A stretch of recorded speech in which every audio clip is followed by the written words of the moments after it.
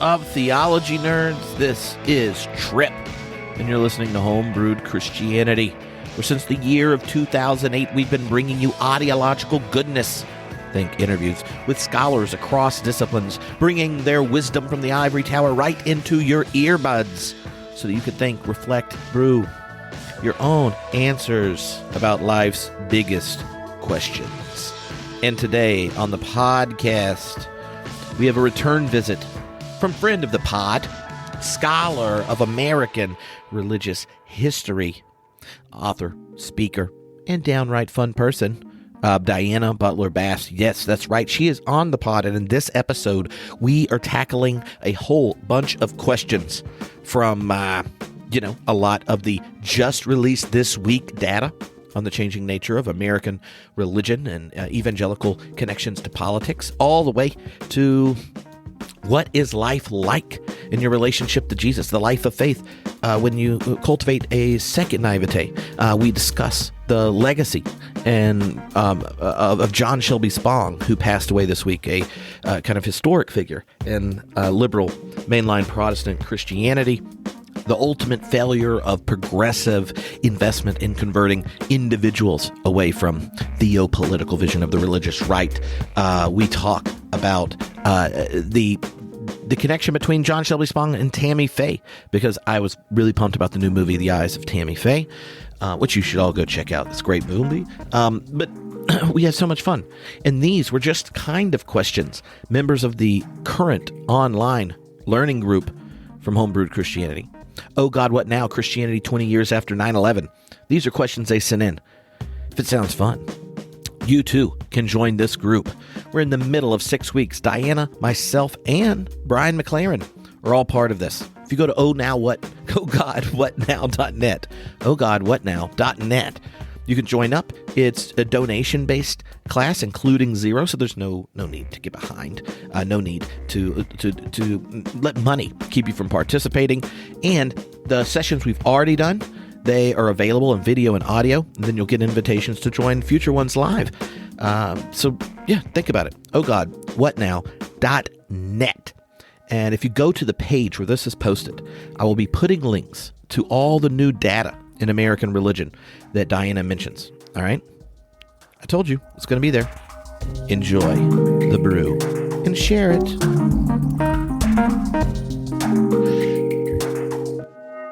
Hello, everyone. This is Trip, and I am here with Diana Butler Bass, and we are Q&Aing with a whole bunch of questions from the members of the Oh God, What Now? Christianity 20 Years After 9/11 group. And yeah, we got tons of questions, and I had them all nice and organized. And then we had not one, but two giant religion survey datas, like giant results dropped today. And then a bunch of you were like, you are going to talk about this. I thought we were talking about one set of data. Diana had already gotten into one, which was what she had for breakfast. And so there's two. So there are a number of questions around that. Maybe you had someone who spends time doing this. Tell us like what are the cliff notes? What are the big questions that we're learning more about in the two kind of new collections of data? Well, I think that it's really fortuitous, maybe a little bit even spiritually coincidental, that these two things came out today, because we were going to talk about some of the data that I presented at the beginning, which was in part the data about white evangelical decline and how there was this sort of slight uptick in people identifying now as white people identifying now as mainline or non-evangelical Protestants. And so that was a big part of the first lecture that I gave. And I had written a Substack about that, part of my Cottage newsletter that appears on Substack. I wrote a piece on that about a month and a half ago. And that piece went really far. I think there were about 50,000 readers of that one single essay that I wrote for the Cottage. So that was all in that first lecture. Well, today the first thing that dropped was a survey by Pew that, if you look at it on face, seems to say that there's not a decline among white evangelicals. As a matter of fact, that white evangelicals have gained adherents in the Trump era. And so I spent most of my day going through that data to try to figure out what in the world Pew was saying. And then in the afternoon, another piece dropped by Public Religion Research. And that piece looks at religious attitudes vis-a-vis the January 6th Capitol attack. And so I have not had nearly as much time to look at that as I've had to look at the Pew data from this morning. But all three of these sets of data are sort of, I think, interrelated to one another, because the questions emerge is, hey, what is going on? You know, how are people really identifying themselves? And is it fair to say right now that there is a decline or an increase of any group of people or any religious group among white Christians? And I had some interesting private questions sent to me about the focus on white Christianity by members of this group, which I answered by email, but we can talk about here as well. And then, of course, the questions that sort of traject out of the questions about decline or not decline are these other questions about, well, what has Trump got to do with it? And what have the political questions that we've been discussing here have to do with it, if anything? And it is sort of fascinating that the two surveys today really focused on Trump's election 2016, which sort of ties into Brian's lecture on authoritarianism. Mm-hmm. And then also the January 6th insurrection, which we used as our sort of 20-year parenthesis marker for this particular event. And, what I can see in the PRRI stuff, man, this is pretty bad news. I mean, of the two polls today, the one about identity in evangelicals, I think I can figure out. But this is pretty intense. Beliefs among Republicans, now not evangelicals, but among Republicans, a political party, 79% think the election was stolen from Trump. 71% say Trump is a true patriot. 35% say patriots need to resort to violence. 29% of QAnon, 29% of Republicans believe in QAnon conspiracy theory, and hardly any of them blame Trump for the insurrection. And then among white evangelicals in particular, 61% of white evangelicals say the election was stolen from Trump. That's a huge number. Mm-hmm. 68% say Trump is a huge patriot. That's even a huger number. 33% of white evangelicals say that patriots have to resort to violence in some cases. Excuse me, people, let's read the Bible here. 25% of white evangelicals believe in QAnon conspiracy theories are true. And well, this is an interesting number. Actually, more white evangelicals than just Republicans in general say that Trump is to blame for the insurrection, but it's still only a quarter of them. So those are the big headlines of the day. What's going on with adherence and disadherence? How does Trump fit into it? And Lord have mercy, we have two entirely different narratives running about the January 6th insurrection. Mm-hmm. Now, when you mentioned a couple of things I want to pick back up, but before all this kind of data came in yesterday, when we talked about today, one of the things that we had planned on bringing up is how this historical moment that we're looking at, this 20 years, connects to the larger conversation or the larger relationship between mainline Protestantism and then the birth and rise of evangelicalism that sets up this the greater polarization between cultures, between parties, and all sorts of things. And there were questions around it about how did World War II play out in American religion? How did Vietnam protest or the split over integrating schools or voting rights amendment, those type of things play out in American religions, or is this moment unique, or is it been a historic part of American Christianity that in a two-party country, these big questions, the religions and the parties end up, getting more intense over time? Like, as a historian of American religion, what kind of background could help us frame this moment? Well, Trip, you're always asking me to write a book when I'm on a podcast with you. Well, I just trying to encourage you. I know you are. And if I thought you had nothing good to say, I wouldn't have asked it. I'd have been like, man, that's crazy. There's a lot of QAnons. Yeah. Well, I'm trying to focus on the briefest, most helpful answer I think I can come up with at this point. And that is, American Protestantism is important because it has been, for the majority of American history, the dominant religious identity. And this is the case all the way through American history until the year 2012, when for the very first time in American history, Protestants became less than 50% of the population. But for example, when I was growing up, the number of people, or the percentage of Americans who were Protestants, it floated around 2/3 of the population up to as high as 70%, sort of depending on the survey.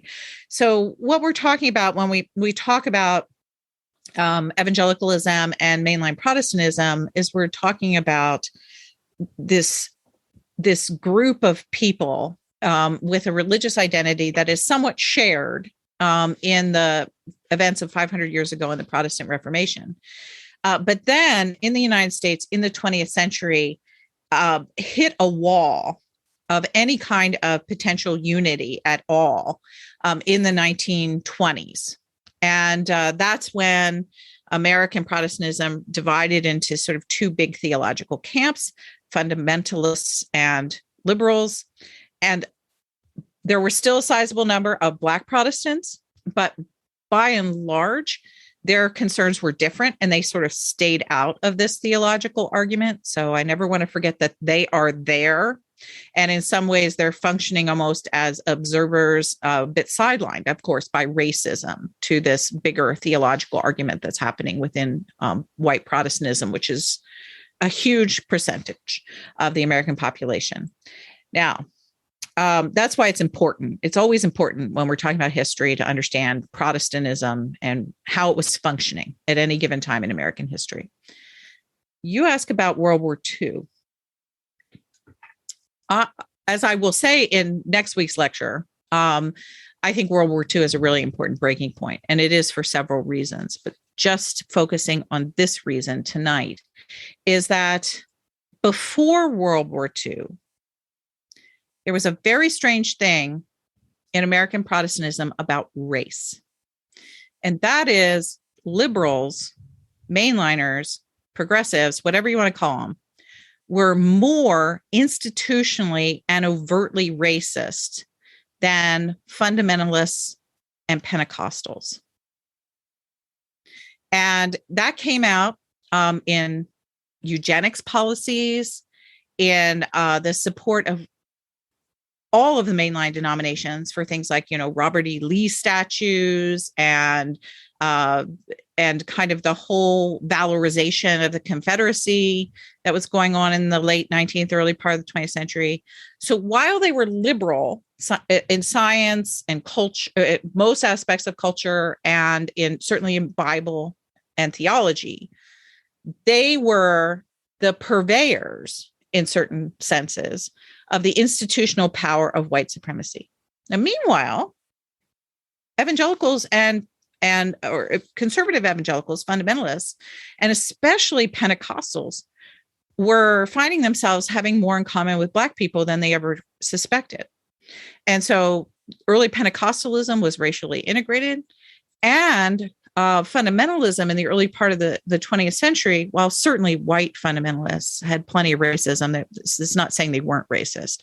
And in rural parts of the area of America where evangelicalism, fundamentalism was strong, so was lynching. And so we're not letting them off the hook for those things.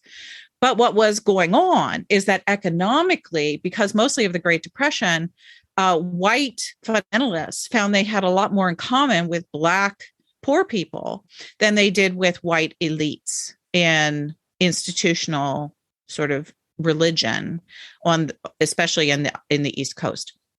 And so you have this weird thing going on with race. Now, you ask the question about World War II. That begins to change in World War II. The whole experience of white American soldiers serving side by side with Black soldiers on the fields in Europe really began to, offer up questions about racial issues back at home. And when people returned to the United States, the two different religious groups started walking in different paths.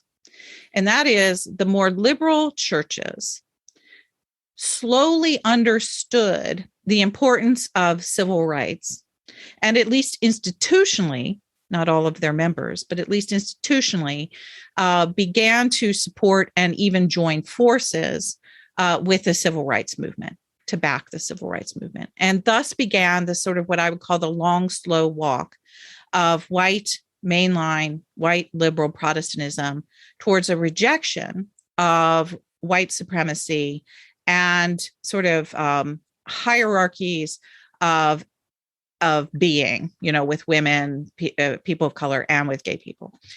So that began to happen among these mainline denominations. And it did the exact opposite thing among fundamentalists and Pentecostals, who became, as liberals became more friendly towards the civil rights movement, fundamentalists and Pentecostals increasingly began to identify the civil rights movement with liberal theology and secularism. And so they began to see those things as their enemy. And so they become more racist and more segregated than they were previously. How that plays out today and what it has to do with these issues of decline and growth is that it has long been attributed, and Tim Keller did this on Twitter just, I think, the day before yesterday. He said that the mainline decline was caused by the fact that mainliners essentially became the Rotary Club, or like any other sort of secular activist movement. Whereas, of course, he wants to say that evangelicals held onto the spiritual truth and the theological purity of orthodoxy, or whatever the heck they held onto. And I saw that tweet and I thought, actually, I don't think that that's true at all. I think mainliners started losing members. The more they rejected white supremacy, the more members they lost. And the most racist white people who had previously been comfortable in mainline denominations joined evangelicalism. And so I actually think the growth of evangelicalism post-World War II was largely a racial phenomenon, which, of course, is what Anthea Butler says in her book, White Evangelical Racism. And I think that the decline of the mainline actually comes out of its courage to resist the cultural oppression of Black people, people of color more generally, women, and gay people. Now, I don't want to say the white mainline ever did that perfectly, and we still don't do it perfectly. But what it did is it began a long conversation for white mainliners about these things, and an opening of theology, spirituality, and our sort of political views in order to adjudicate history more fairly when it came to race. And a lot of people have trouble with that. So I think what happened in the 70s and 80s was that the white supremacy and the sort of the oppressiveness of hierarchical views of politics and religion, that all the people who held those things as fundamental to faith and also as deeply American values, they piled into evangelical churches. And so that's where we are right now, is that we're in the sort of fallout of this post-World War II argument between Protestants about hierarchy, race, and gender. Mm-hmm. That's really helpful. And I know you and I've talked about this before, but I hadn't put together the mainline decline does occur as the evangelical and more charismatic churches actually get politicized around, Southern resentment issues initially, and then that gets latched on for political purposes in the Southern strategy. But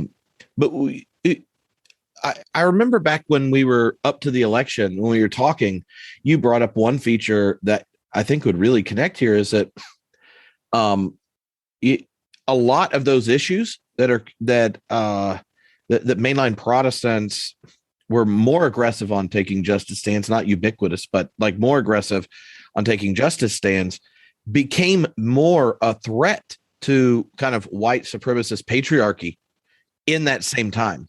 Right. Yes. So it became a bigger issue for people because that post-World War II is the beginning of an American identity where their European identity for white Christians is not dominant. Right. So think of the difference between World War I and World War II for German Christians in America.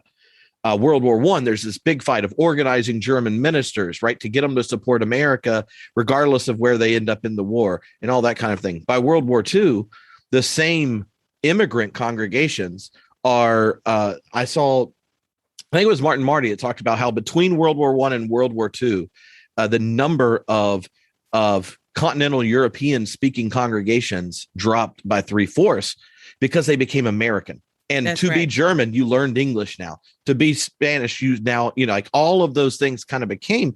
So then when you get to this moment, you've joined America, but you still have this pride of place as, the European, the Europeans. And so it's after World War II is when you get both the growing growth of adolescence and the resistance to white domination system from their children and grandkids. And you get the awareness of a non-Anglo immigration and political power from women and minorities, right? Like all those things come up that then makes the very same person 20 years ago now anxious in new ways because the diversity is a growing factor, right? So like you had mentioned that in our last class and then brought this. And I was like, I feel like those are two different streams. Like, yes, mainline Protestants were becoming more intentional on justice issues, on issues that at that same time are going to feel more intense based on social psych research of how we relate to difference at certain kind of marginal relationships. Like if once you a kind of difference that you encounter, if it's under 20%, you don't feel threatened. When it goes over 20%, you do. Right. And you can see this at every mainline church, in theory, like insert whatever the issue is. Once it breaks 20%, different people get upset. And it's not personal. It's actually a cognitive mechanism that helped us bind as tribal people millions of years ago. Not helpful right now, but anyway. It is a tribal mechanism. And, I think it's also really interesting because the uptick statistic that I presented originally also indicates that the non-evangelical congregations have made enough of their opinion clear about these kinds of concerns that people who are uncomfortable in the white evangelical settings where anxiety fuels their rejection of these things.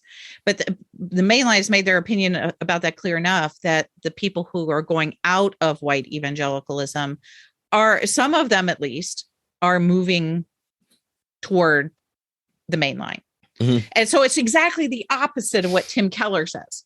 Tim Keller wants to blame the decline on the mainline engaging secular issues of poverty, political identity, race, everything else. And he says, oh, you do that, you're going to decline. No, the truth of it is, well, maybe you do decline initially, but when history starts sort of proving you right, and people change their minds, if you staked your denominational space on fear and rejection of change, well, you might win in the short term, but in the longer term, you're not. Yeah. You're actually setting yourself up for a whole host of really difficult problems down the road. And I think that that's what we see in these statistics today, is that the white evangelical churches, the Pew study basically says that people who were white evangelicals in 2016 are now more committed and more politically driven by Trumpism that in 2020 than they were in 2016. So they've deepened, they've dug in their heels, they've doubled down on the that identity. And then the Robbie Jones PRRI data seems to reinforce that around the specific issue of January 6th. One of the things, and if people don't know who Tim Keller is, he's a very influential Calvinist evangelical. And for most people would call him like one of the nice Calvinists, right? Like he endorsed Mark Driscoll's book that was horribly patriarchal and advocates really odd things about sex. But he didn't personally teach those things. But that idea, like, oh, the mainliners, you did this and it's the cause of this. It always dumbfounds me when people have books explaining how God's in complete control of everything, that somehow now we're responsible for being smitten by weird ideas that you and I might share theologically, when God was in control of the whole thing. It's like holding people accountable for sin that God determined they do. It's a monstrous idea. Their God probably shouldn't be associated with love or worthy of worship. But nonetheless, every time I hear things like that, I'm like, yeah, but you're a determinist and God was a determiner. So it's not personal that Diana and I are questioning large number of your theological ideas. God willed it. And anyway, the one of the other things that you brought up at the very beginning, just to fall back to, is sometimes how evangelical functions as a political constituency, right? Or an actual descriptor theologically.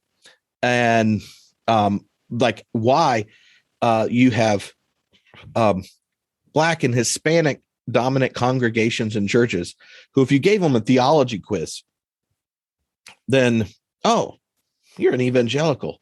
And then when it gets to what does it mean to be a follower of Jesus, they're like, I think it's important to have, I don't know, integrity in your democracy. We should help every citizen be engaged and vote.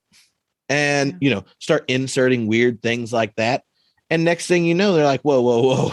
What is wrong with this evangelical? And the political things get is where difference gets drawn.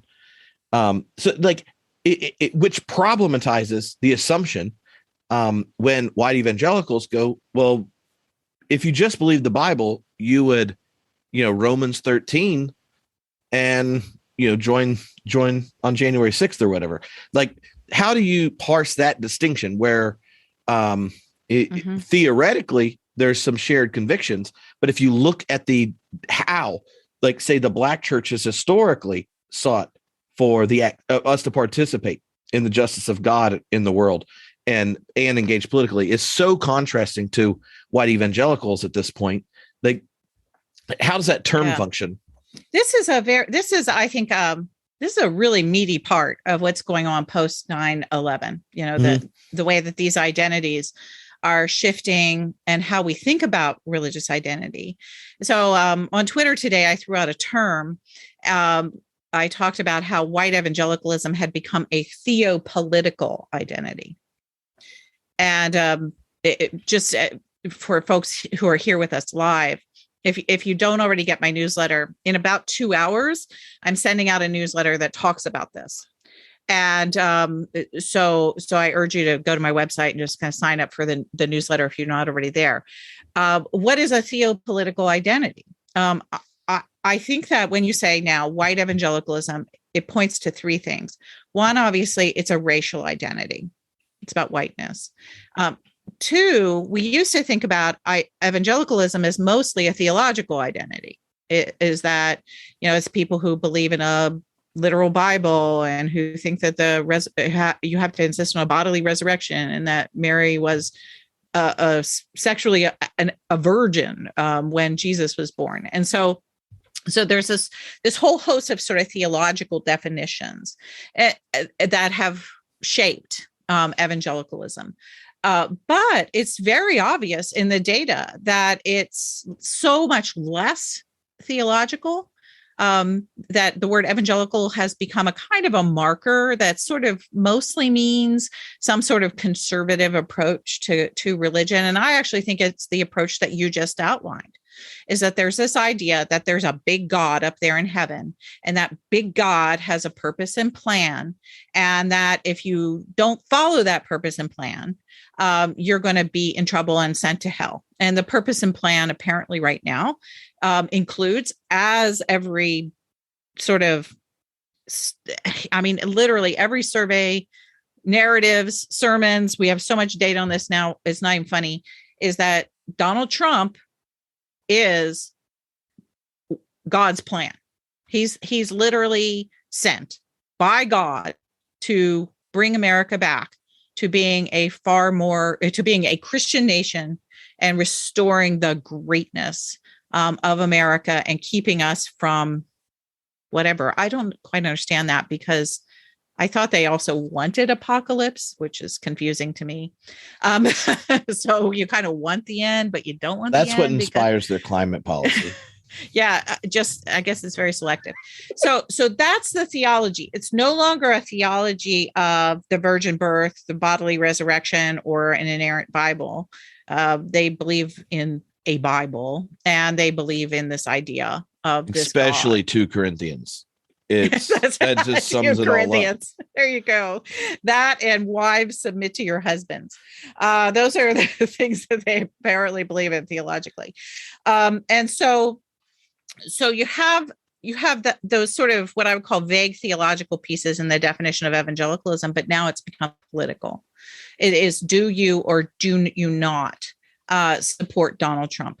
That's it, period. Mm-hmm. And so it's become a theopolitical identity. And that, whereas, you and me, we can sort of separate the streams a bit of the people we vote for, the political choices we make, and where we go to church, what our liturgical preferences are and how we see theology. And I can separate those, at least. And I can also put them together. I can kind of do both. Mm-hmm. I can see where they impact one another. I can see where I have tensions. I can see where I'm actually making a theological choice over a political one, or where I'm making a political choice over a theological one. We got tons of nuance. White evangelicalism has no nuance there. It is a single fabric. If you pull a thread of theology, you're pulling a political thread, period. And that means you can't have an argument with someone. You cannot intellectually convince people or shame people into not following Donald Trump or not voting for a Republican. They are going to do that. If they are evangelicals, they are going to vote for Republicans, period, because it is their identity. It is not a choice. It's part of who they are as God's chosen people. And that's it. And that means the only way around these kind of crazy statistics that Robbie Jones put up, and also the stuff that came out from PEW today, is that people have to convert. in order to change their minds politically. In some of those questions, like, is Donald Trump a true patriot? Do true patriots take up arms against their country? And, I'm not saying it's true about every evangelical church, but you know how when you have those come to Jesus moments at certain events and the minister says, we've done data and only 60% of the people in this church are saved. Now, I don't know. I've never been asked that question, but I've heard enough ministers know that there's like clearly unsaved people in here. And I'm like, okay. And then they're like, giving the talk, right? And looking around, seeing who the people are. But I like, if this data is remotely true, you could go to a white evangelical church and say, and with all eyes closed and head bows, I want you to know there's statistical evidence that only half the people in this room believe these three things. The election was stolen. Donald Trump's a patriot, and patriots might have to kill somebody. And it's time to come to Jesus. Right? Like, I can see that too. I can imagine that happening. And that's what every time I see these things, I get really frustrated because I thought these things and would repent for thinking them towards my white evangelical friends and family members and neighbors for years. And then this has happened. Right. We had a number of questions that dealing with what you do in that tension with this Andrea put it this way, the double tension of, I just want to be honest about how I see the situation and where goodness is. And I don't want the way I put it to close off the possibility of change. But what do you do when, I think what you said there's so important, what's really needed is honesty about the situation. That if you're in a white evangelical church, that's the data. And, depending on which church it is, it could vary, but that would mean there are churches that the percentages are higher. Right. And be honest about that. And like, you don't want to become what you hate. Right. In the way you engage. And, like we've discussed previously, flicking fingers, demonizing, slandering, and shaming, not ways to win the hearts, and Andrew's question was, well, that tension's there. How would you change the gratitude book? I mean, for those who don't know, Diana wrote a book on gratitude, like right in election season was the release time. Great time for it. But like, having spent so much time thinking about gratitude, are there spiritual practices or questions for centering so that you can have the courage to do both without losing your biscuits? She did not say losing your biscuits. That was true. I said the biscuits, but I really appreciate her question because I think it gets around this central issue of a theopolitical identity. Mm-hmm.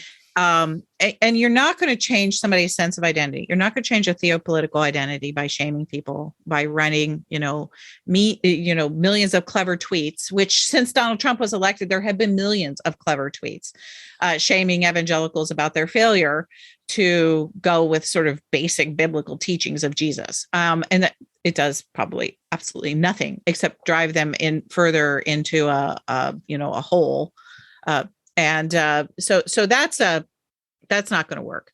The other thing that apparently doesn't work is there's been millions of dollars spent by various organizations focusing on trying to swing the white evangelical vote based on, more biblical principles. And so there are whole organizations that have tried to do this in every election cycle, I think for the last 3, maybe 4 election cycles. And it's just time to hang that one up. That has become a complete failure. And so that's not apparently how you do it either. So how do you change? I can think about a time when I changed. I said conversion is necessary. And one of the conversions in my own life happened when I was teaching at an evangelical college, and I was in a lot of trouble there for having ideas that varied with most of my colleagues. And as that tension began to ramp up on me, certainly one of the things I saw was how horribly brutal the sort of evangelical subcultural leadership can be, how mean they are, how controlling they are, how much they hated me, how underhanded they were. I mean, I've seen some real underbelly kind of stuff that is under NDA right now. I can't say it specifically what it was. It was awful. And these were people who all said that they had right doctrine, but their behavior was, frankly, evil. And so that was going on one hand. And then on the other hand, the people who came to my aid at that time were all of these liberal pastors in the town where I was living, who heard that I was in trouble, and I was the only woman teaching in the religion department. And so these liberal pastors, they thought, that's really not fair. That's that poor woman up there. We've never really liked that school, but they really don't have any right to treat their only female faculty member in religion this way. And so they kind of took me on as a project. And I would discover later that they'd begun a letter writing campaign, that a group of them sent a delegation to the president's office at the college and tried to convince him to be kinder to me. I mean, it was just amazing that I was being defended by all these liberal Protestants who at that time I would have assumed had bad theology. And yet they were the ones who were kind. They were the ones who were actually living out their values. They were the ones who were completely consistent. And so when I figured that this was happening, then I had a real problem. And the real problem was, well, what do you do with people who are Orthodox but behaving like, monsters? And what do you have on the other hand when people, who aren't Orthodox, and that mattered to me at the time, who aren't Orthodox, but they're behaving like real Christians. They're behaving in the way that Jesus would want us to behave. And so that piece had to happen to me. And that became the point for me of converting out of evangelicalism and really just embracing a whole different way of being Christian. And they didn't shame me to get me there. Nobody talked me into that. That was not an intellectual proposition. That became an untenable reality in my own life. It was a cognitive dissonance that literally broke through everything I had been taught to believe. And I had to sort of experience it. I had to experience, not sort of, but I had to experience it and realize it for myself.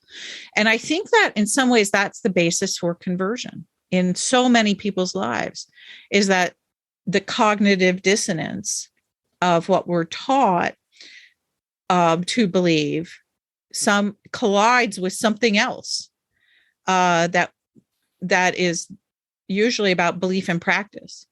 Yeah. And so you can't set that up. It literally has to happen to people. Mm-hmm. I mean, and so when I say conversion, I think the only thing to answer on Andrea's question very specifically is that you have to be yourself. You have to be your very best self. You have to be honest. I think you have to be, especially if you're dealing with family members, it does pay to be somewhat kind while you're being honest. I think that compassion and empathy are maybe even better words than kindness. But if you believe in compassion and empathy, if you believe God is a God of empathy and compassion, somehow while you're telling the truth, you have to embody those things. And it's only in that kind of embodiment, and it's only in that kind of consistency, it's only in that kind of truth telling, it's only in living your values in a deep and powerful way that you're going to introduce cognitive dissonance into the lives of people who are close to you who don't believe the way you believe. And I think that that's the only path we've got forward on this. Yeah, the example you gave of even how more progressive Christians have responded is by starting organizations to try to like win one evangelical for not Trump, right? And I think that methodology kind of misunderstands how religious identity is formed.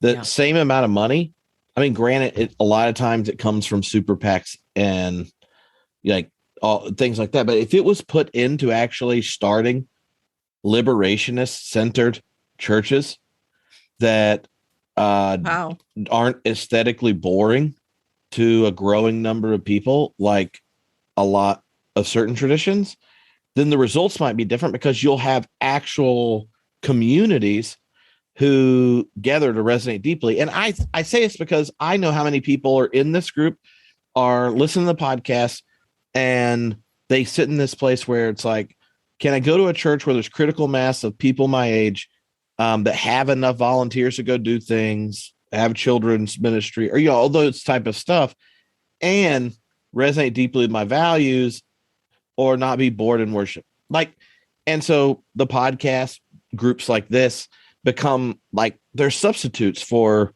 the teaching part because they don't have the community places. And sometimes there's like groups within churches that there's a couple that are doing it in this group who are like on the DL, getting together with their people at church that would be into this because they're in a place where there isn't a church. That's why I'm saying, like, if we are wanting to make the change, think of how many places in the country there's not even a church that proclaims the gospel of liberation in the name of the resurrected one on a consistent basis, because instead we're like trying to come up with ways to like hook one person and convince them. Anyway, I think the tactic there is wrong.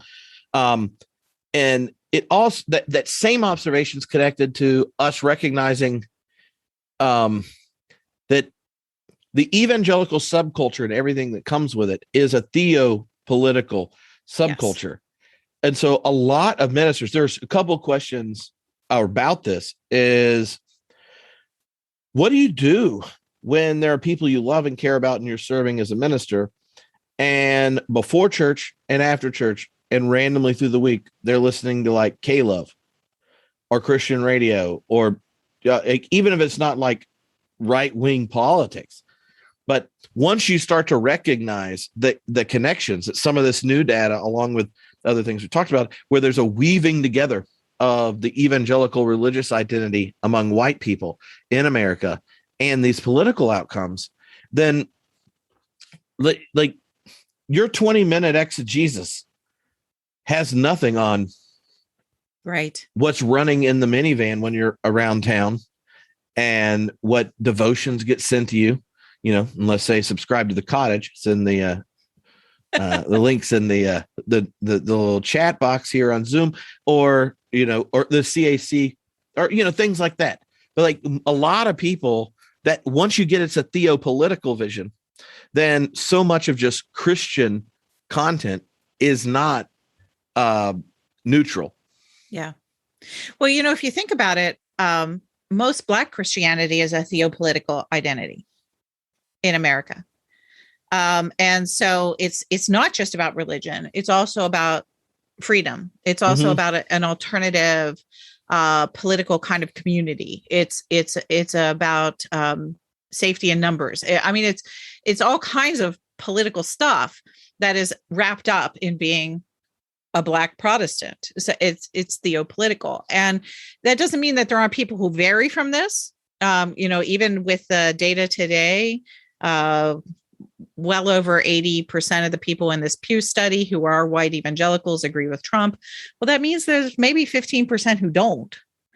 So there's some people who are trying to maintain a theological identity without it becoming what we just were talking about, without it becoming a political reality. But those people right now are losing pretty badly. And so that's the same with Black Christianity in America, is that for, I would say, probably about the same percentage of people, 80%, it's both a theological identity. It's a racial identity in the same way white evangelical is, but it's also a political one. And it's a political one that manifests around things that most of the people here on this call like better. And so and the same thing goes for American Jews. Again, more of an ethnic identity, not necessarily exclusively a racial one, but it's an ethnic identity, somewhat of a theological identity, although Jews have arguments about that. That's because they're Jews. And then it is also a political identity of about 80% of American Jews, the kinds of things that they move towards in terms of imagining the common good. So this is not all that unusual, but what we've had I think the problem in American society is we've always talked about them as if they're two different things. And to sort of tie this whole discussion together with the 20 years following 9/11, I think it's been less possible for us to separate these dimensions of identity, even in the white community, where white people are always given to slicing things up and seeing things more in Enlightenment terms, where you divide this and religion and politics are separate. And didn't Thomas Jefferson say, and all that kind of stuff that we bring to the mix. Well, it doesn't matter what Thomas Jefferson said. And it really doesn't, in a sense, matter that the founders might have, or maybe not have intended a wall of separation. And it doesn't really matter what you were taught in school about religion and politics. What's happened in the last 20 years is that all of our identities have developed a far more, I think, theologically theopolitical edge to them. And that includes the people who are none of the aboves. Because their theology, as it were, is a rejection of God, is a rejection of religion. And that's manifesting itself in very strong political choices. And you see that in all of the different kinds of polling data we have. So the question really becomes, well, how do we navigate that? Like those nice pastors that you're talking about have mentioned. And I think that the truth of it all is we have no idea. I mean, if you are fortunate enough to be in a church where the theopolitical identity sort of moves largely in one direction, which is going to be increasingly the case in white churches, as it has mostly been in Black churches and mostly been in Jewish synagogues and mostly been in other kinds of religious and theological or religious and political places. Well, then you know how to navigate that. You know, you kind of you move with the group's identity. You try to lift that up in ways that you think are most biblical, most productive towards the common good, that serve the most people, all of those kinds of really good things we think about the social capital of religion. And at the same time, you care for the people in your ranks who disagree with you. And you make space for them. And, I've been to plenty of churches where people say, oh, yeah, we're a really liberal bunch, except for George over there. And there'll be some group of people in nearly every church that's like that in a sort of majority, say, left direction, which are the churches that invite me. But there's that 10% of those people who are sitting over in the corner, and people have learned to just love them in community, and they feel loved in community, and they're not going to go anywhere, and they're going to continue to vote for Donald Trump, and they don't care, and it doesn't become a big deal because the 10 to 15 or 20% of those people have decided to cooperate with the sort of the larger vision, as it were, of identity, mission, and service that this group has adopted. And when they have disagreements, they generally can talk about them in ways that are productive and not hateful. Mm-hmm. So I think that's the vision that is, I mean, that's that. If you're lucky enough to pastor in that situation, you know how to manage that. Yeah. The really tough one is the more 50-50 choice. And I got to tell you, I had an event canceled this fall because in a 50-50 church, somebody followed me on Twitter and took real exception to something I said and stirred up a hornet's nest. And I'm really feeling for the clergy who are trying to navigate this right now. It's oh yeah. I just be myself, and anybody who follows me on Twitter knows myself, and also knows that, I'm a really nice person. You sit down and have lunch with me and you're a Trump supporter, you'd probably be surprised, that Well, I'm not I hadn't come up in this. anything. It hadn't come up in this class, but I mean, you've even talked in the last group we did about how that tension exists in your own family, right? And so, it and the questions always, be it whether it's family or your faith community or your close friends, that how you define yourself without disengaging, and then when the defining yourself, but for your own well-being, it involves drawing a different boundary, and that's just there's no easy way to do that. And right. I feel like one of the hard things of late has been the same time people are just now starting to interact in person, is the same time everyone's had digitally mediated relationships for a while during a freaking pandemic. Not like the best time for stay an even kill. And if one of the political parties is pretty sure democracy is a sham, but they're still comfortable using the Supreme Court to legislate from the bench and go after voting rights, all these things that if you're on the other side, you're like, what like it just doesn't create a context where I put it this way, the mainline Protestants haven't learned how to have an enemy and love them at the same time well. And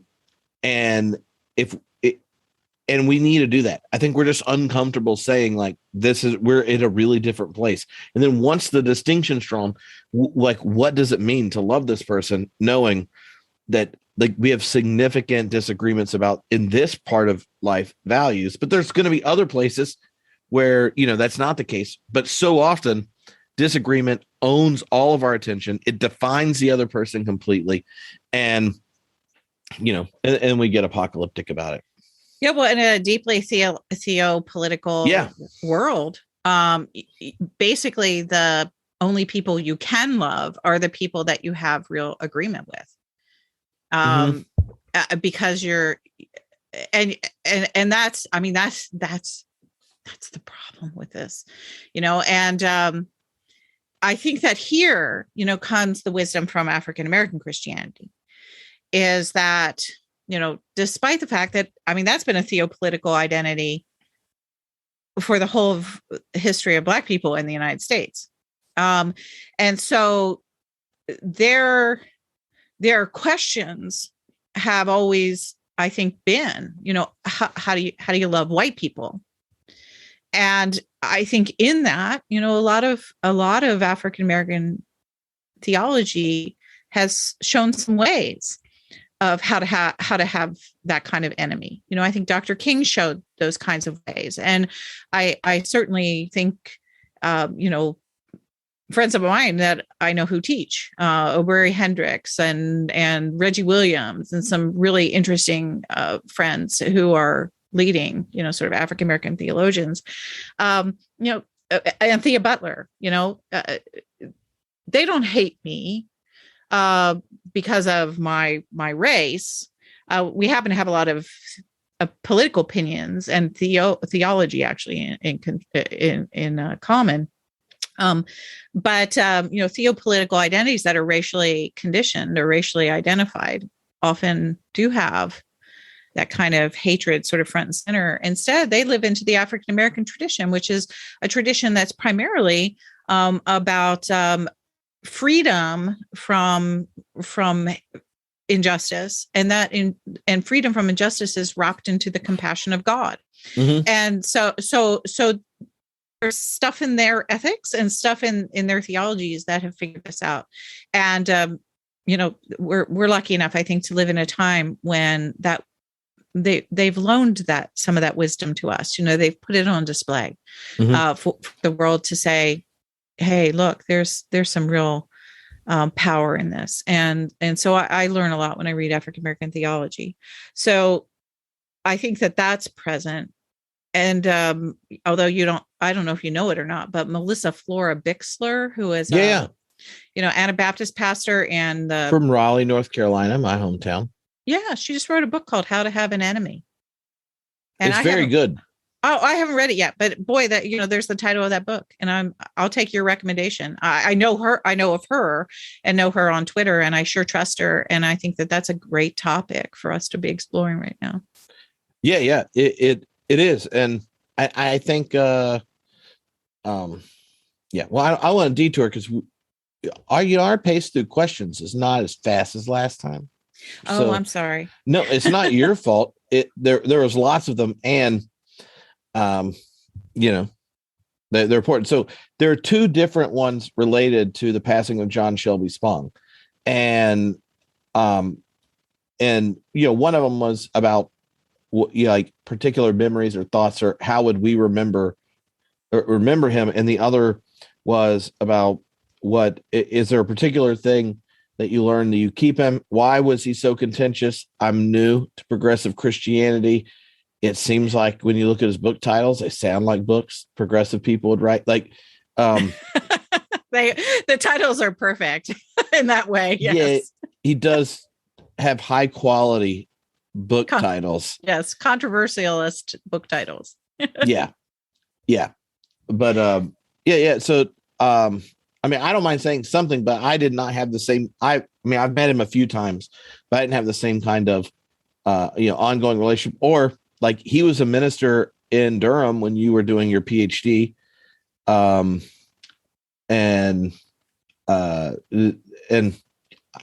I'm guessing the number of times y'all were at the same place at the same time is a lot higher than me. Yeah, we were at a number of places, number of conferences and things together at the same time. But interestingly enough, it wasn't until towards the end of his life that we got kind of put into settings where it was just like the two of us in terms of doing a conference. And so it was about probably a year before he had his stroke. I remember being at a conference with him in Western Pennsylvania, and it was the first time while we had been together, it was the first time that we really had sort of serious sit-down talk, a time to talk, because those conferences, you appear with somebody, but sometimes you just, it's like two ships crossing in the night. So I heard him certainly speak a lot, and I read tons of stuff he wrote and blurbed some stuff that he did and all that kind of thing. But at this one event, and I think this actually speaks to the issue of how to have an enemy. So we finally got to this conference. We're sitting down, we're just chatting, catching up, sort of, saying things that we wanted to say to each other or with each other. And I said, there's one thing that I have been meaning to say to you, and that is, I am sorry for that book review I wrote about your book. And the meanest book review I ever wrote was about a book by Jack Spong. It was his autobiography. The book was called Here I Stand. And I wrote a book review called Here I Stood, and took that book apart. And I was younger, and I was full of spit and vinegar, and I sort of wanted to, show that I wasn't like Jack Spong. And so I wrote this nasty review. And he looked at me and he said, "Well, you don't have to apologize." And I said, "What?" And he said, "Oh, no, you don't have to apologize." He said, "It's okay. People have said all kinds of things about me in my entire life." He said, "What I'm really more interested in is the journey that brought you to a point where you would apologize to me." And then he said, "I've watched you grow and change so much, and it has been a joy." And I couldn't believe it. I mean, that to me is Jack Spong, is that you can think of him as this big time controversialist, sort of getting out there and stirring up the pot about the virgin birth, or about, whether or not Christianity must change or die, and all those other kinds of things. But ultimately, he was a man who forgave an enemy and was more interested in her spiritual journey than he was any impact of anything bad that I would have ever written that might have hurt his book sales or hurt his feelings. And when he said that, I just thought to myself, oh, crap, that's who I want to be, you know? um, and so that to me is Jack Spong. Oh, yeah. That's Jack Spong. That is that's a perfect story. Cause like when I was in undergrad, I read, This Hebrew Lord, which was like his first historical Jesus book, where he's like, Jesus is Jewish. Please don't make him not one. Right. Like, not a crazy thing to suggest. And then I read his book, Liberating the Gospels. And I remember there was one on the Gospel of John that I really liked. That's a really good book. And some of like the other ones on topics, I wasn't like, I was like, okay, whatever. But usually people's complaints about him made me want to like him more, you know, like, but he came to speak at Wake Forest University Divinity School when I was a student there. And he gave a talk that, you know, was edgy if you were thinking generic, like North Carolina religion, but for the div school, like it wasn't that bad. First question, this guy gets up there, like mid-50s, angry, and I mean just lets in, gets done, and I don't remember even what he says, something about Easter and, you know, whatever. The guy clearly knew 2 lines Paul Tillich said but didn't understand them, kind of thing.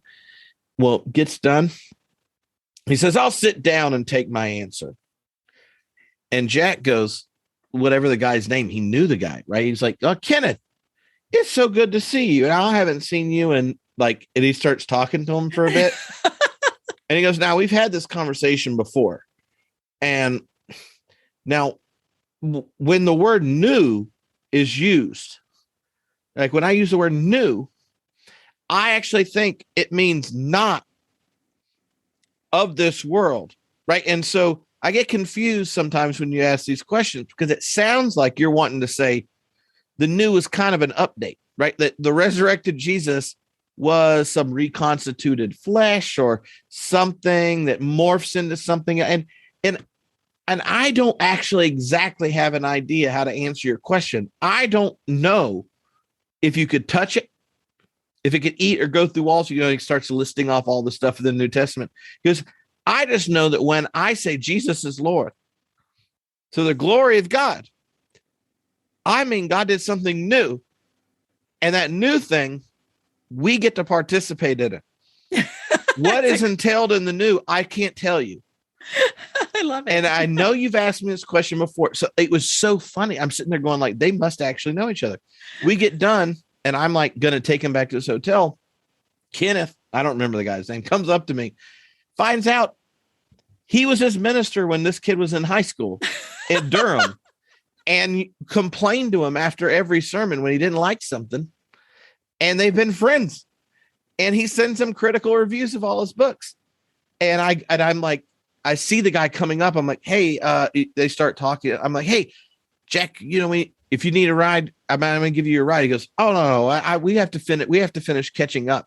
And then I'm driving back. He goes, yeah, I was his minister in high school, you know, when I was in Durham. Like, and he tells this whole story. and if you didn't know the fact, and I'm like, oh, that's crazy. The next day, there's like a whole day workshop, you know, it's opening night. And Kenneth was there again. And what's he say to me? At some point, he's like, he goes, I've never had such a good minister. Thinks he's a heretic, but he is the best minister. And, you know, almost always preaches on the Old Testament. So it never comes out that often.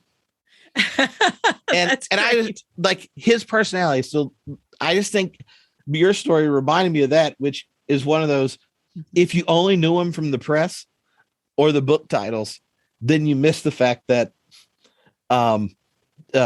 regardless of his conclusions, whether they're too steeped in modernist epistemology, which may be my complaint, but it's clear that his subjectivity, the way he was in the world, was formed, you know, as a Christ follower. So you know.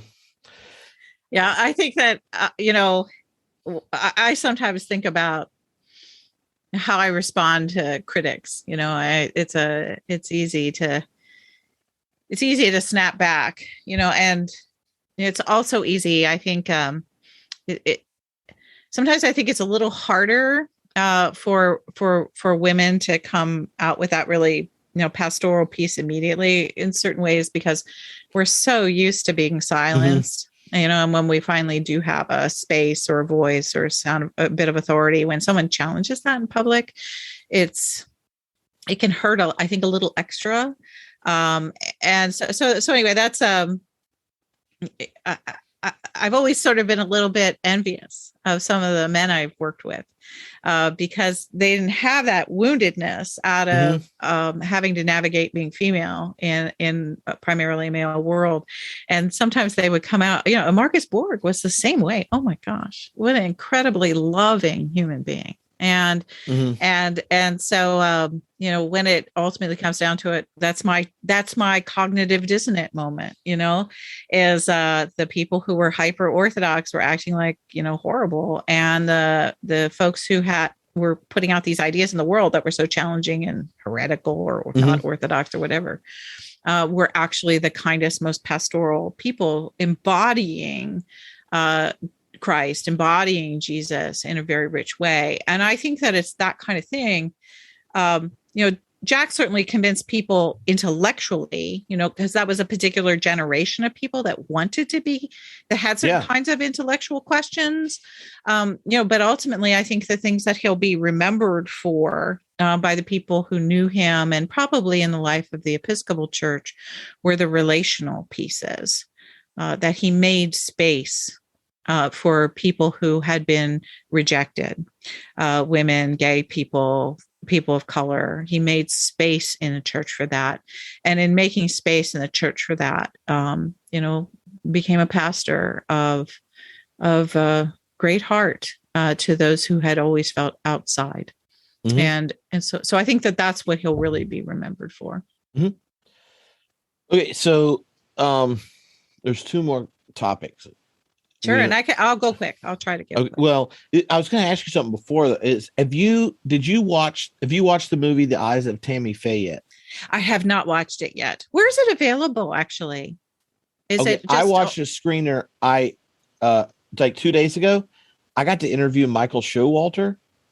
Oh wow! About it, and so it'll come out on the podcast in the next few days. But it is.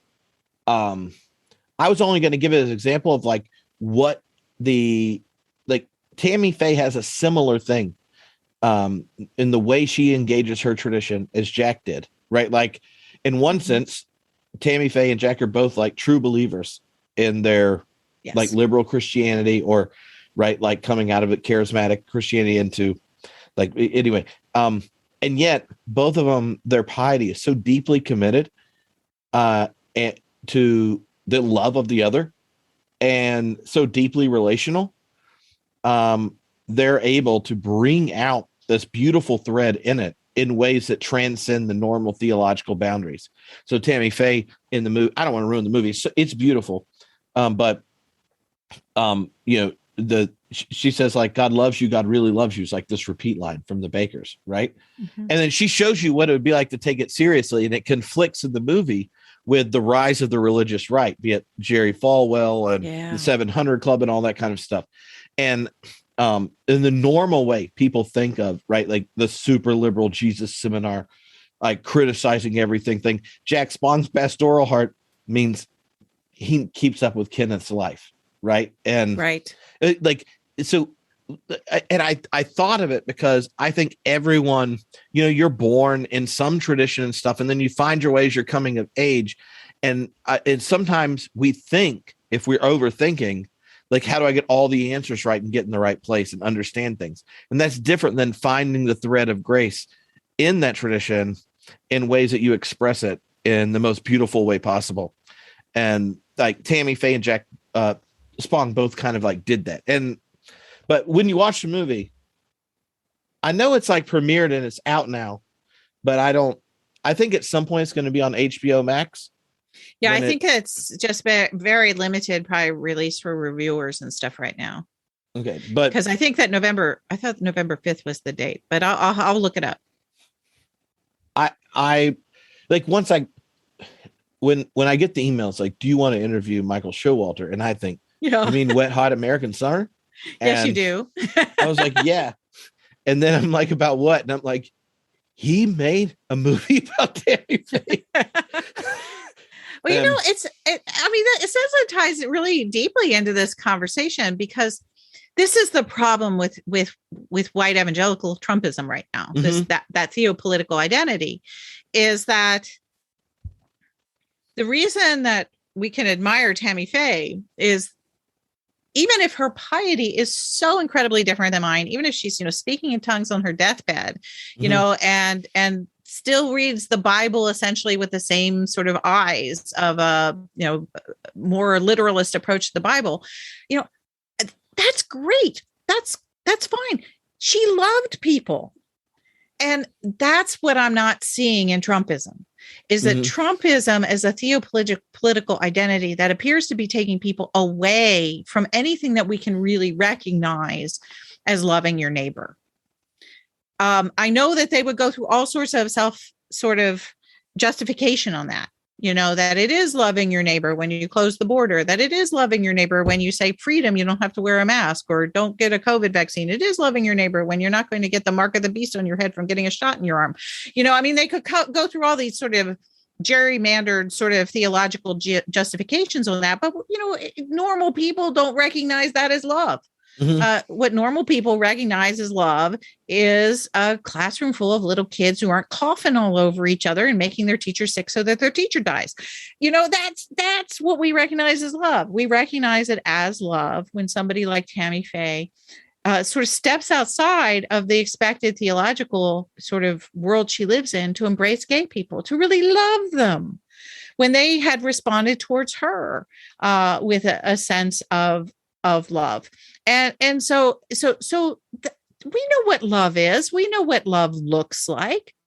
And so that's the problem with white evangelicalism right now, is that they might think that it's love because they're wrapped up in this identity and this particular set of interpretations and this particular political movement. But pretty much, everyone else in America, 60, 70% of us in America look at that and go, what the heck is going on with those people over there? That's not loving your neighbor. And so that I'm not exactly sure how to navigate, but I do think that the majority of us recognize it for what it is. And we're not looking for theological unanimity. We're not looking for everybody to agree with us on every jot and tittle of scripture. That would be boring.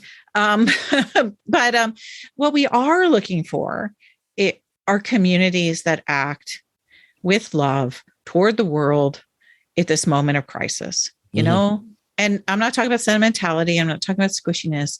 I'm talking about the kind of compassionate, creative care that takes us closer to the divine intention for the heart of the universe: healing, restoration, salvation, goodness, mercy, kindness, justice. All right. So I'm going to ask one more question. I'm going to mention a couple of them that came in. We're not going to talk about because I'm confident they're coming up later in the class. Okay, good. There was one that was like, how does religion change after we all know we can kill ourselves? Be it nukes, climate change, all that kind of stuff. Is religion different in a techno apocalypse? And I was like, well, that's convenient. Diana's going to talk about ruptures. So next week, that's the lecture I talk about. I know. I was like, we don't have to do that. Yeah. Hold on 1 week, you'll get it. Yeah. How does the rise of the nuns connect to old school secularization thesis? Does it change the way we see religion, spirituality relating? And I was like, well, Diana's going to talk about that later as well. And so when we don't have to talk about those, but there's one that's real specific about there's two about it, but about one of the lines you briefly mentioned in the previous session about the second naivete. And Kate said, I'm curious about the second naivete that Diana has referred to.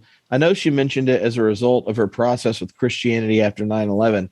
I think that the second naivete can also come as people like myself come to Christianity to take Jesus back from the bigots and gun nuts. Would love to know more about exactly what's entailed in a second naivete. And then there's another person that said, one of the reasons you two talking's interesting is because you both are really into Jesus, and I'm considering becoming more comfortable with him again. That's great. I love it. and so for those of you that don't know, the book behind Diana right now is called Freeing Jesus. Freeing Jesus. and I've written 2 books about Jesus. So that's where that came from. So do you want to say something about, like, kind of explore this concept of second naivete, and then we can both end by saying something about Jesus, because you always come back to Jesus at the end, and then we'll ask you to bow your heads. You've cut off. Oh, whoops. What happened? Hello. Yes, Diana. Oh, there you are. Okay. Oh. You had cut off for a second. Oh, sorry. That's all right. Yeah, so I was just saying that we will you can talk about the concept of second naivete, and then we can crescendo with into Jesus, and maybe close with a prayer. Yeah. It's like, do you want to close with a prayer or pass the offering plate? We don't care. We'll see how the Lord's going. So, second naivete is an interesting concept, and all it basically means is that at a certain point in one's journey, you come back to the things you previously believed, but you come back to them differently. I often think of them as the idea of a second naivete relating to T.S. Eliot's line is that you come home and you return to the place, and you know it for the first time. And so that's really what a second naivete is. And I that we were talking about Jack Spong a moment ago is interesting, because the quote that Religion News Service used in his obituary piece was that Jack said toward the end of his life is that he believed in things far more deeply than he did at the end of his life than he did, along the way. But he believed in far fewer of them. Mm-hmm. And so in a sense, that's a second naivete. And I certainly have heard lots of my friends who have either passed away or older friends talk about this too. And that's really where I am in my life, is that I believe in a lot of things more passionately than I ever have. And the things that I believe in more passionately, there's a kind of a deepness and even a kind of a naivete about them. I've sort of returned to them again. I love Jesus. What can I say? But when I say that now, it's different than I said it when I was 15, sitting around a campfire at Scottsdale Bible Church in Scottsdale, Arizona, singing, I wish we'd all been ready. And so the journey contributes to you being able to say the same thing, but say it differently along as you go deeper and further with it. So you don't reject what you had, you re-embrace it, and you re-embrace it in a different place. So that's kind of where I am too, is that I believe those things deeply and passionately. I believe more in a loving God than I've ever believed in a loving God before. I believe that there's direction of compassion in the universe. I believe that more deeply than I ever have before. I mean, all kinds of things I believe more deeply and passionately, but I believe fewer of them. There are things that I also did reject, or things that I just know that I can't know. I maybe not rejected, just sort of hold in abeyance around mystery.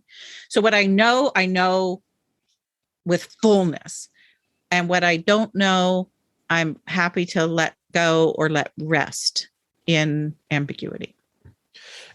When you talked about that previously, one of the things that came to my mind is that if you think of like that first naivete, which is our initial encounter with it's all entailed in our initial encounter with the world. There's a first naivete about your parents, right?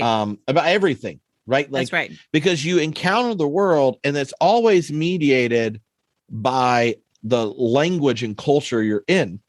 And the first naivete, the first language, the first symbolic system, the first explanations about the big questions, infinitude and stuff, you receive, trust all that stuff. right? And you're supposed to. Actually, it's healthy to, right? Like, to trust it is required to even have the symbolic structure to eventually critique it and differentiate. And so, like, Paul Ricoeur, the philosopher that did the language of second naivete, said that that second move from first naivete involves cultivating a hermeneutics of suspicion. And it's at that moment you can kind of go two directions. Like, one, suspicion's important because that's where you engage personally, where you clarify, are these ideas and visions and stories and such that I received, do I ultimately internalize them and make them my own? Right? There's a naive faith that then you defend, where you never internalize, you defend the ideas. So you're like, I believe the Bible. And then you like read them a Bible verse and they're like, I don't know, I just believe the Bible. Right? Like, you get that. But then there's another one, you start to criticize it and you're like, how do like a third of you think, one, Trump's a patriot and true patriots might take out the government, but he was president of a democracy, right? Like, you start to ask those and you're like, I don't know how this works out. Right. That tension, like, you get suspicious and you look at it and you're like, this can't be true. Or you're like, we as are supposedly a Christian nation and built peacemaker missiles. That's the cognitive dissonance moment that I was talking about in that very personal example that I gave a few minutes ago. And so like that moment of criticism, that critical engagement, that cultivation of hermeneutics, interpretation of suspicion, is one where you then get to decide, like, what is it I'm going to internalize? Right. And Ricoeur has this line where he says, the second naivete is a post-critical moment, not because you haven't known criticism, but because you've recognized that coming to a conviction is more important than having the final conclusion. And what a conviction is something you give yourself to and live out of. Right. Right. And so your Spong story, what people read in Freeing Jesus, the chapter that pissed the most people off is when Diana says nice things about singing praise songs. And when I said nice things about evangelicals, I know it's like people say, what? You're not supposed to say nice things about evangelicals.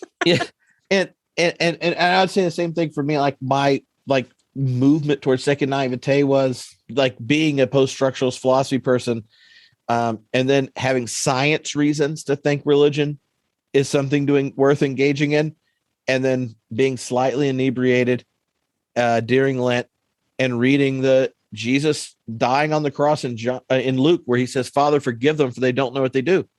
And I'm like, if there is an ultimate reality, it should at least be as beautiful as a loving parent that forgives even the ugliest. And that has to be nested in the most realist statement of the Bible, that we don't know what we're doing. Right. And so for weird reasons, I was like, I'm going to operate in this mythopoetic structure as if it's true, because there are social science reasons to engage in community, oriented around practices and myths of transcendence. Right. Like, that was best conversion story I've ever heard. That's like 20-year-old trips, like come back to Jesus moment. But now out of that, I have I can say a lot more metaphysically, or books I wrote about it, but that, like, coming to conviction, because it's there, you go, look, I got this one life. This is beautiful and compelling. And I think it's true, but I'm going to live as if it is. And humans, all of our love becomes most real when you take the risk to give yourself to something. It's true when you say it in your marriage vows. It's true when you hold your child, right? Like, and I think for me, and this, in Freeing Jesus, when I read it, like, you're like, yeah, I don't really know all those things, but there are a few things I know. I know if I give myself to the way of Jesus and the community of people trying to do this, like, life is more compelling and beautiful. And I'm doing this conviction, but it's not a conclusion that I'm demanding everyone. I just think that's it's really freeing because I know so many people, the hermeneutics of suspicion get so internalized that then it's hard to trust. And trust it because they know trust involves risk. And that if it's stuck on deciding suspicion and the risk, that's one thing. Except that love also requires risk. That's right. And so if you're not seeking a conclusion, but a conviction, then I think that to me is a helpful way of thinking like what that second naivete looks like, especially for Jesus followers, because there's not going to be a time going forward unless we like totally wipe out awareness of contemporary scientific knowledge that calling a homeless first century Jew executed by the empire on a mediocre planet in a mediocre galaxy, we're calling him the image of the invisible God, firstborn of all creation, second person of the Trinity. Pretty gutsy claim.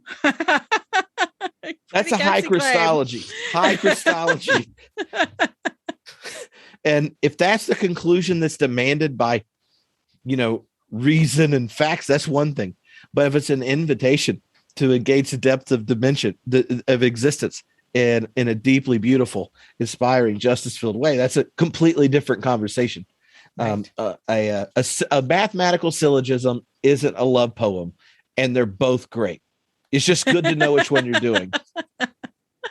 I don't think I've ever heard a better description of the path that certainly I've been on, and probably one of the reasons we wind up being good intellectual friends is my life is full of conviction, but I have very few conclusions. So, and it's a good thing, Mm-hmm. I mean, as long as you're, my convictions are about compassion and justice too. And yet so there's so much I don't know conclusively. So I'm happy to share my convictions. I'm happy to live in my convictions. I'm happy to invite other people to see how beautiful these convictions are. But I never am going to ram my, conclusions down somebody's throat. So it's a different thing. Yes. It's also just not fun. So I'm really, one small perk of being a progressive Christian is you don't have to do that. That's just not true. It's bad. It's so often we mix up those two things, like you say, things are open-ended. You don't have the conclusion. You have doubt. You're asking questions. People think you don't have conviction. That's not true. And I'm just uncomfortable using the verb ramming in a religious sense positively. Like, well, see, now you pause. Yeah, I just want you all to know. Let's play a game. What was Diana thinking? And then she said, wait, this is streaming on the internet.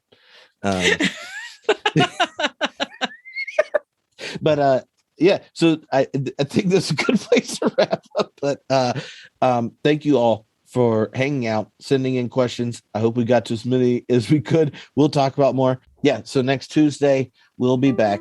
And in the meantime, you want to make sure you check out Diana's email group, because she's about to send, we already talked about it, but it's the Cottage. The link is in the Zoom chat. I'll put it in the group and on the email connected to this. It's been a blast. So thank you, Diana, for hanging out, and we will talk again soon. Do you have any final words of wisdom?